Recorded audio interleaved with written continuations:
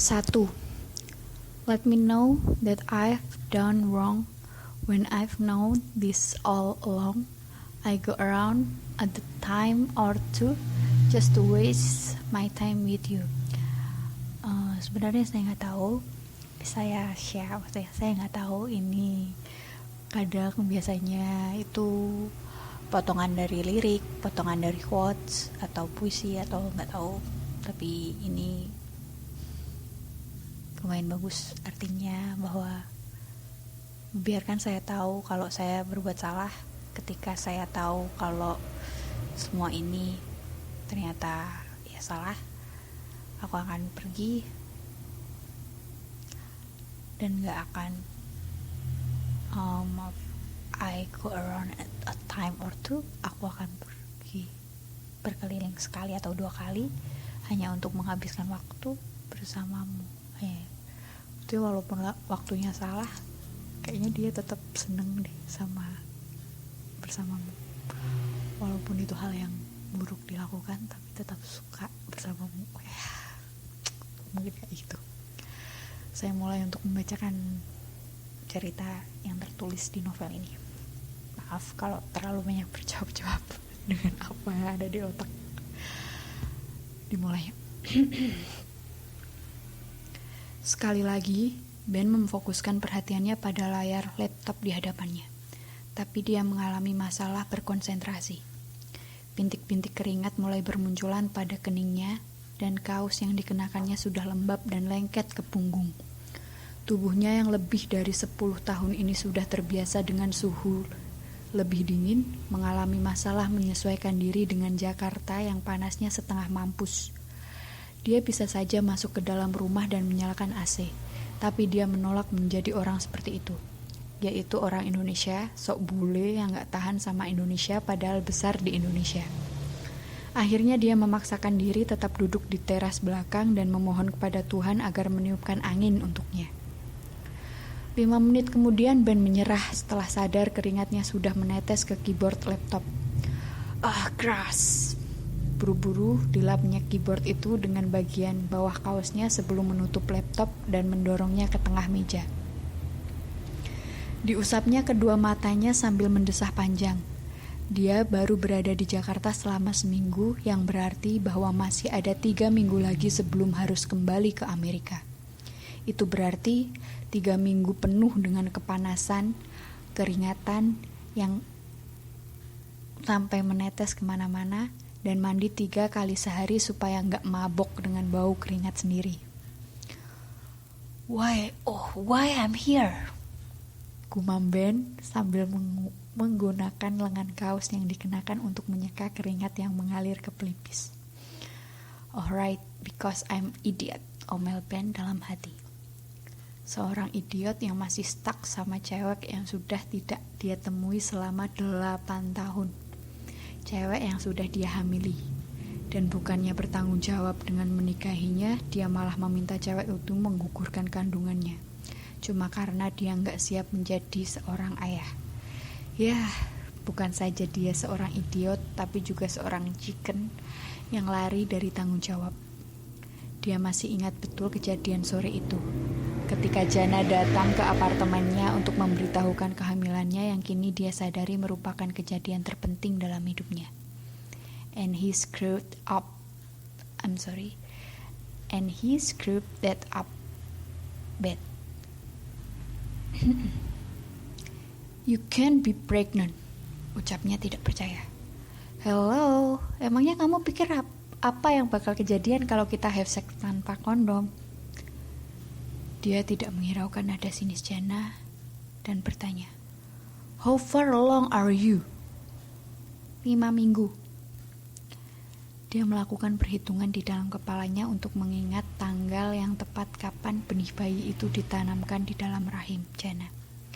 Ketika dia mendapatkannya, dia langsung berkata dengan nada menuduh, Tapi kamu bilang malam itu gak apa-apa kalau tubuh kamu lagi gak fertil. Jelas-jelas hitungan aku salah karena sekarang aku hamil. Lagian juga hitungan itu kan gak bisa dijadiin jaminan 100%. What? Kamu seharusnya bilang ke aku. Jana menyedekapkan tangannya tidak sabar. Kamu kan lebih berpengalaman daripada aku tentang hal-hal beginian.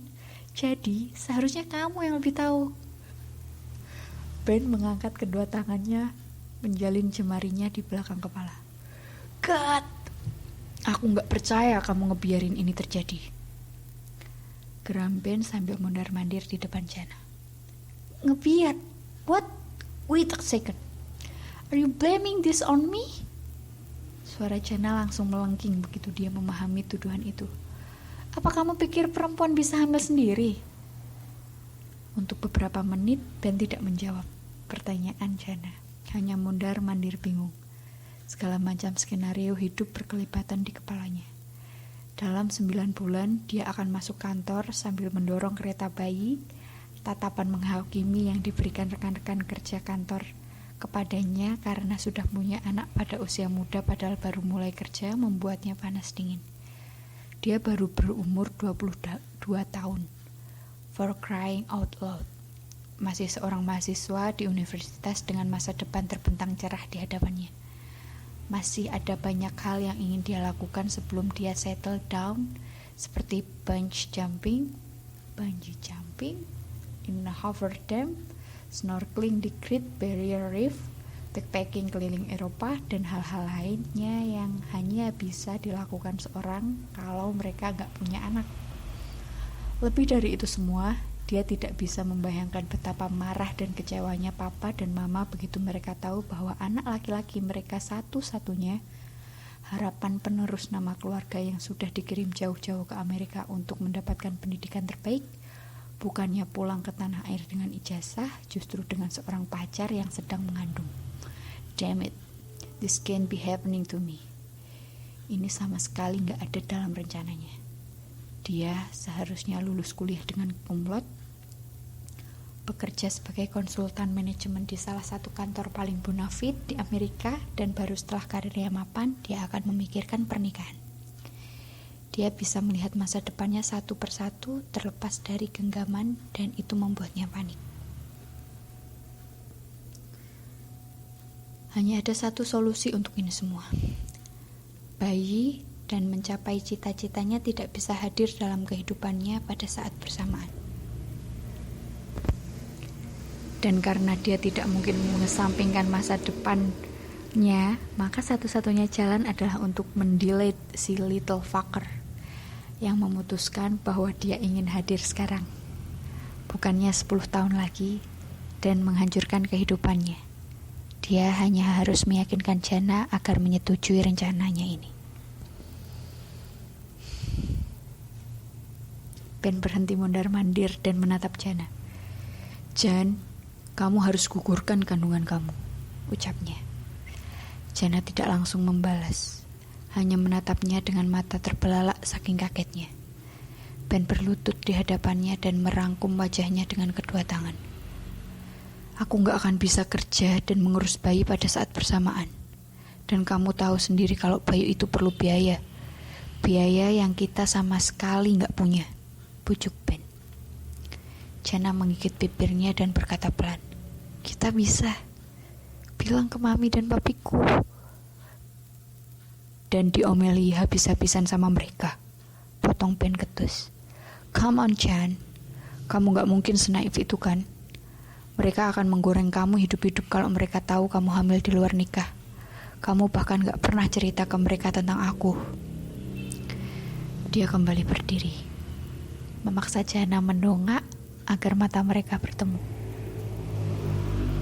Jana kelihatan siap menangis, dan Ben yang seumur hidupnya gak pernah menyakiti cewek ingin mengguncang bahu Jana agar dia fokus pada dilema yang mereka sedang hadapi daripada tenggelam dalam emosi yang gak akan membantu sama sekali. God help me. Dia mencoba mengatur pernafasan dan emosinya sebelum berkata-kata lagi. Ini jalan terbaik untuk kita berdua. Kita terlalu muda untuk punya anak. Aku gak siap jadi ayah, Jan. Dan aku yakin kalau kamu punya waktu untuk mikir, kamu akan sadar kalau kamu juga belum siap jadi ibu. Kamu harus pikirin cita-cita kamu yang gak akan jadi prioritas lagi dengan adanya anak ini.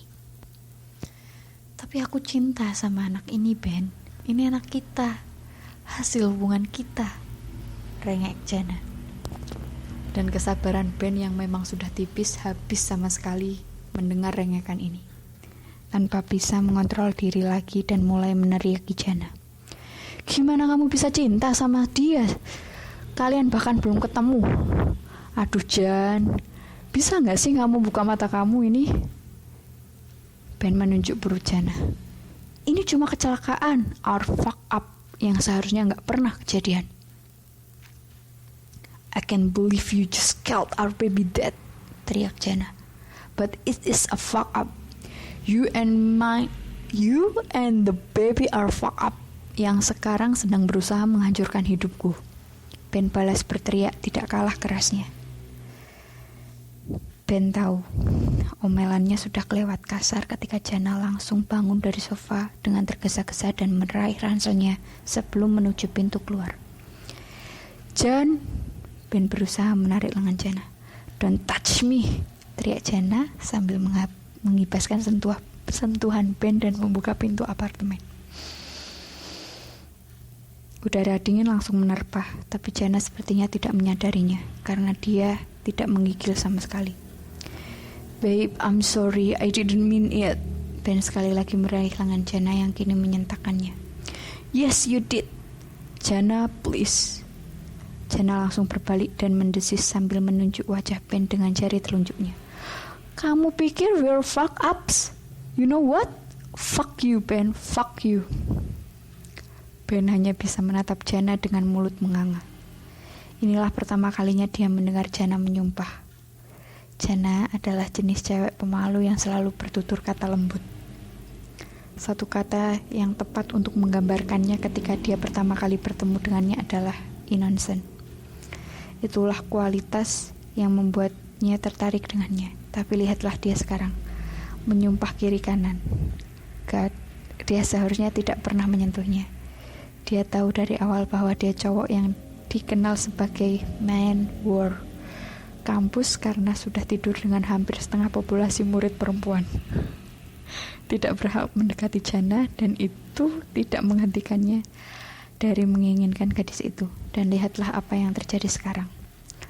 Belum sempat Ben menyela, Jana sudah meneriakinya. We are done, Ben. Aku gak mau lihat muka kamu lagi. Dan itulah kata-kata terakhir Jana sebelum dia berlari menuju mobilnya dan beberapa